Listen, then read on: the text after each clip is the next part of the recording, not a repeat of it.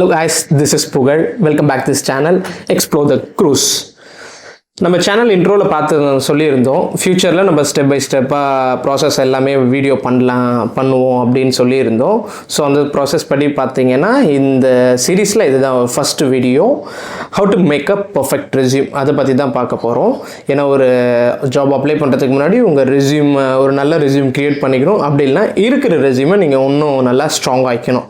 So அதுதான் இந்த வீடியோவில் பார்க்கலாம். அதுக்கப்புறம் இந்த வீடியோவில் என்ன நான் பார்க்க போகிறோம், எந்த டாபிக்ஸை கவர் பண்ண போகிறோன்னு பார்த்தீங்கன்னா, ஃபர்ஸ்ட் ஒன் சிவினா என்ன, ரெஸ்யூமேனா என்ன, செகண்ட் ஏடிஎஸ்னா என்ன, தேர்ட் ஆர்சிஓனா என்ன, அதுக்கப்புறம் ரெஸ்யூம் என்ன பண்ணலாம் பண்ணக்கூடாது, ஸோ அதுக்கப்புறம் பார்த்தீங்கன்னா கவர் லெட்டர்னா என்ன. ஸோ அதோட போனஸ் பாயிண்ட்டாக இந்த வீடியோ எண்டில் இருக்கும். அது உங்களுக்கு ரொம்பவே ஹெல்ப்ஃபுல்லாக இருக்கும். ஸோ இந்த வீடியோவில் பார்க்கலாம்.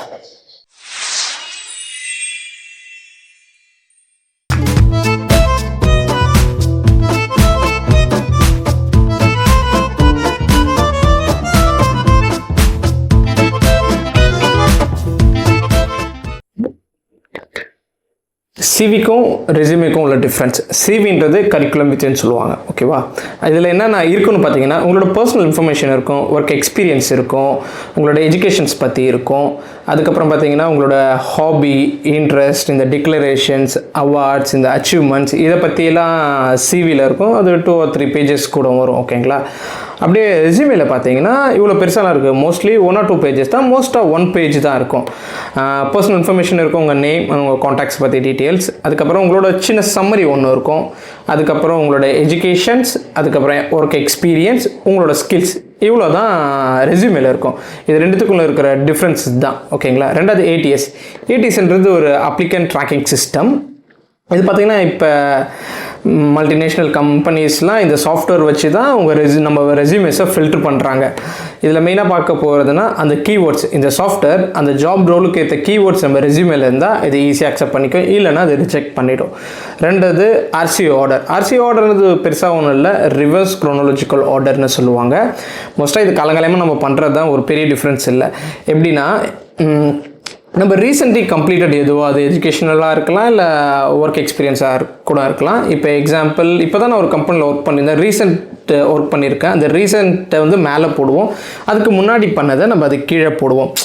ஸோ இதேமாதிரி எக்ஸாம்பிள் பார்த்திங்கன்னா, நம்ம ஒரு கிராஜுவேட் ஆகிருக்கோன்னு வச்சுங்களேன், அது நம்ம மேலே போடுவோம். இப்போ தான் கிராஜுவேட் ஆகிருக்கோன்ற போது அதை மேலே போடுவோம், அதுக்கு முன்னாடி இருக்க 12th கீழே போடுவோம், அதுக்கு முன்னாடி 10th போடுவோம். ஸோ காலங்காலமாக நம்ம இதை தான் பண்ணிகிட்ருக்கோம். பட் இதுக்கு ஒரு நேம் இருக்குது, இதை தான் வச்சு அவங்க ஃபாலோ பண்ணிகிட்ருக்காங்கன்றதை தெரிஞ்சுக்கோங்க. ரெஸ்யூமில் என்ன பண்ணலான்ற மீன்ஸ், எப்போதுமே ஜாப் அப்ளை பண்ணுறதுக்கு முன்னாடி அந்த ஜாப் ரோலுக்கு ஏற்ற மாதிரி இருக்கிற கீவேர்ட்ஸ் உங்கள் ரெஸ்யூமில் இருக்குதா பார்த்துக்கோங்க. அப்படி இருந்தால் ஆட்டோமேட்டிக்காகவே நம்ம அந்த ட்ராக்கிங் சிஸ்டம்லேருந்து ஈஸியாக ஃபில்டர் ஆகி நம்ம ஓகே ஆகிடுவோம். பண்ணக்கூடாதது மோஸ்ட்டாக உங்கள் ஃப்ரெண்டோட ரெஸ்யூமை அப்படியே காப்பி பண்ணிடாதீங்க. இந்த நேம் எடிட் பண்ணுறது, இந்த ஃபோட்டோ எடிட் பண்ணுறது பண்ணாதீங்க. அதுக்கப்புறம் உங்கள் ஃப்ரெண்டுகிட்ட சொல்லி ரெஸ்யூமை ரெடி பண்ண, மோஸ்ட்டாக நீங்கள் ரெடி பண்ணுறது தான் ரெஸ்யூம் ரெடி பண்ணுறது ரொம்ப நல்லா இருக்கும். ஏன்னா உங்களுக்கு தான் பர்டிகுலராக நீங்கள் எந்த ஜாப்புக்கு அப்ளை பண்ண போகிறீங்கன்னு தெரியும், அதோட ஜாப் ரோல் என்ன, அதோட குவாலிஃபிகேஷன்ஸ் என்னன்னு உங்களுக்கு தெரிஞ்சு நீங்கள் ரெடி பண்ணால் தான் அது நல்லாவே இருக்கும், ஓகேங்களா. அதுக்கப்புறம் ஷார்ட் ஃபார்ம் யூஸ் பண்ணாதீங்க. ஏன்னா ஷார்ட் ஃபார்ம் யூஸ் பண்ணிங்கன்னா அந்த சிஸ்டம்லேருந்து உங்களுக்கு ப்ராப்பரான கரெக்ட் ஃபுல் வேர்டு இல்லாததுனால ஆட்டோமேட்டிக்காக அது ரிஜெக்ட் ஆகிடும். ஷார்ட் ஃபார்ம் யூஸ் பண்ணாதீங்க.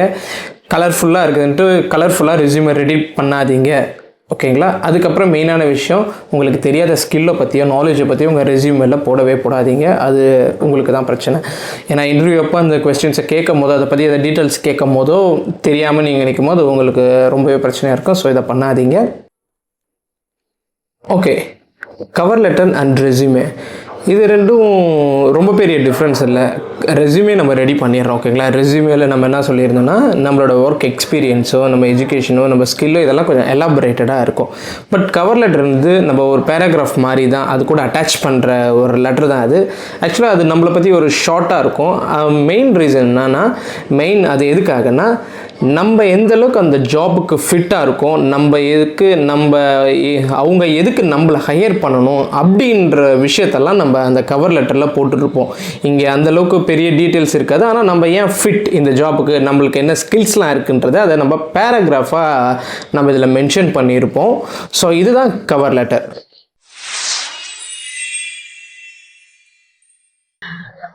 கூகுள் போய்க்கோங்க, ஸ்கில் சிங்கர்னு ஒரு சைட் இருக்குது. அந்த சைட்குள்ளே போயிட்டு உங்கள்கிட்ட ஒரு ரெஸ்யூம் இருக்கும்.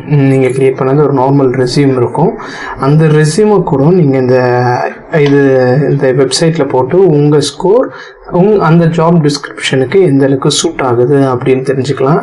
இப்போ நம்ம பார்க்கணுன்னா அது பாருங்க, இது மாதிரி தான் சிஸ்டமில் போனீங்கன்னா டேஷ்போர்டு இருக்கும். நியூ ஸ்கேன் போயிடுங்க. நியூ ஸ்கேன் போயிட்டிங்கன்னா இந்த சைடு பார்த்தீங்கன்னா இப்போ நம்ம எந்த ஜாப் நீங்கள் அப்ளை பண்ண போகிறீங்களோ அந்த ஜாபுக்கான டிஸ்கிரிப்ஷனை காப்பி பண்ணி இங்கே பேஸ்ட் பண்ணிவிடுங்க. இந்த இடத்த உங்கள்கிட்ட இருக்க பழைய ரெஸ்யூமோ இல்லை புதுசாக க்ரியேட் பண்ணுற ரெஸ்யூமையோ இந்த இடத்த நீங்கள் அப்லோட் பண்ணிக்கோங்க. இப்போ எக்ஸாம்பிள் ஃபஸ்ட்டு நம்ம இப்போ எங்கே அந்த ஜாப் டிஸ்கிரிப்ஷன் எடுக்கிறது, ஒரு சைட்டில் ஓப்பன் பண்ணிக்கோங்க. க்ரூஸ் கேரியர் இங்கே இருக்கு பாருங்க, க்ரூஸ் கேரியர். ஆக்சுவலாக இது நான் அப்ளை பண்ண வெப்சைட் இது. ஸோ பெட்டர் நான் ஃபியூச்சர் வீடியோஸ்லையும் க்ரியேட் பண்ணுற ப்ரொஃபைல்லாம் இதில் தான் பண்ணுவேன். ஸோ நீங்கள் இந்த ப்ரொஃபைல் இந்த சைட் சூஸ் பண்ணிக்கோங்க. இதில் பார்த்தீங்கன்னா உங்கள் சைட்லேயே நிறைய போஸ்டிங் இருக்கும். இதெல்லாம் அர்ஜென்ட் ரெக்யர்மெண்ட் மாதிரி. ஸோ இதுக்கெல்லாம் உடனே ரெஸ்பான்ஸ் வரும். இந்த இதில் நீங்கள் எதாவது இருந்தீங்கன்னா டேரெக்டாக கிளிக் பண்ணால் இதோட ஜாப் டிஸ்கிரிப்ஷன் தெரிஞ்சிடும். இல்லை உங்களோட டிபார்ட்மெண்ட் எங்களுக்கு தெரியலன்னா இதுக்குள்ளே எக்ஸ்ப்ளோர் ஆல் ஜாப்ஸ் கொடுத்துட்டு இதுக்கு உங்கள் கேட்டகரியை இதுலேருந்து சூஸ் பண்ணிக்கோங்க. இப்போ நம்ம டெமி ஷெஃப் அதுக்கு நம்ம ட்ரை பண்ணலாம். இதில் பார்த்தீங்கன்னா இது எல்லாமே ஷிப்போட நேம்ஸ் தான், ஒவ்வொரு ஷிப்ஸ். ஓகே, நம்ம ஃபஸ்ட்டு இருக்கிறத கிளிக் பண்ணிக்கலாம். கிளிக் பண்ணின்னு இங்கே இருக்கிறத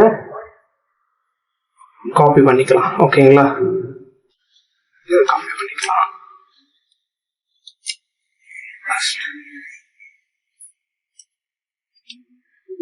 காப்பி கொடுத்துட்டு அந்த சைட்குள்ள பேஸ்ட் பண்ணிக்கலாம். ஓகேங்களா, பேஸ்ட் பண்ணியாச்சு.